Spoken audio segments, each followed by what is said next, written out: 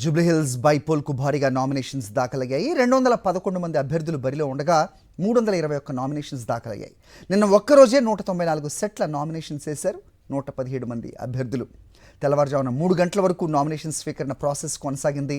ఇవాళ nomination scrutiny చేస్తారు ఎన్నికల అధికారులు. ఎల్లుండి వరకు నామినేషన్స్ విత్డ్రాకు అవకాశం ఇచ్చింది ఈసీ.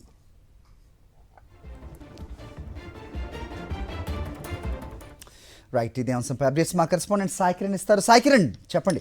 సో గతంలో ఎన్నడూ లేని విధంగా నామినేషన్స్ వచ్చినట్టుగా చూస్తున్నాం.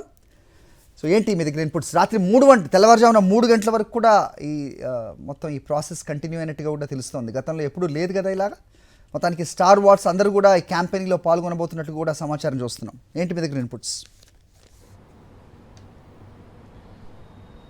సరే, జూబ్లీహిల్స్ ఉప ఎన్నికకు భారీగా నామినేషన్లు వచ్చాయి. నిన్న రాత్రి 3 గంటల వరకు కూడా ఈ నామినేషన్లను స్వీకరించారు. మొత్తం అంటే ఎంతమంది అభ్యర్థులు నామినేషన్లు వేస్తారు అనేటువంటి ఒక ఏదైతే క్యూరియాసిటీ ఉండే దానికి తెరపడింది. మొత్తానికి 211 మంది అభ్యర్థులు నామినేషన్లు వేశారు. 321 సెట్ల నామినేషన్లు వేశారు. అంటే ఈరోజు 11 గంటలకు ఉదయం 11 నుంచి మధ్యాహ్నం 3 గంటల వరకు ఈ నామినేషన్ల స్క్రూటినీ అనేటువంటిది జరుగుతుంటుంది. సో ఒక్కొక్క నామినేషన్ స్క్రూటినీ చేస్తూ అది వ్యాలిడా ఇన్వాలిడా అనేటువంటిది చూస్తారు. అంటే ఎన్నికల నియమావళి ప్రకారం వాళ్ళు నామినేషన్ వేశారు అనేటువంటి చూస్తారు. సో అది ఒకవేళ రిజెక్షన్ అయితే రిజెక్షన్ ఈ రోజే చెప్పేస్తారు. సో మొత్తానికి 211 మంది అభ్యర్థులు, అంటే ప్రభుత్వం మీద వివిధ రకాల వర్గాలు అసంతృప్తి ఉన్నటువంటి వాళ్ళు వీళ్ళంతా కూడా నామినేషన్లు వేశారు. అందులో ముఖ్యంగా అయితే రీజనల్ రింగ్ రోడ్కి సంబంధించి అందులో భూములు కోల్పోతున్న వారు, ఫార్మాసిటీలో భూములు కోల్పోతున్న వారు, ఇట్లా అనేక రకాల వర్గాలు, మాల సంఘాలకు సంబంధించి వాళ్ళ వర్గీకరణ సరిగా లేదని, లేకపోతే మైనారిటీ వాళ్ళకు స్కీమ్స్ అందట్లేదని, లేకపోతే నిరుద్యోగులకు వాళ్ళకు ఉద్యోగాలు వేయట్లేదని, ఉద్యమకారులు వాళ్ళకు అన్యాయం జరుగుతుందని, ఇట్లా అనేక వర్గాలు నామినేషన్లు వేశాయి. So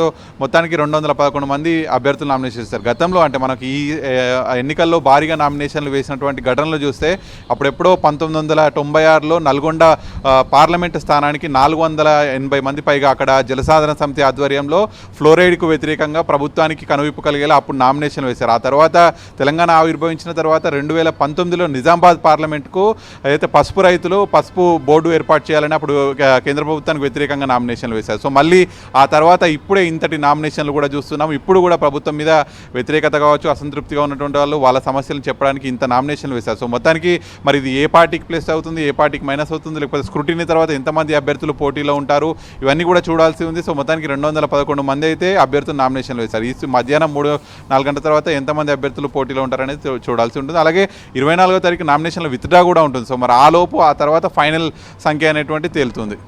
right, Sai Kiran, thanks for the inputs.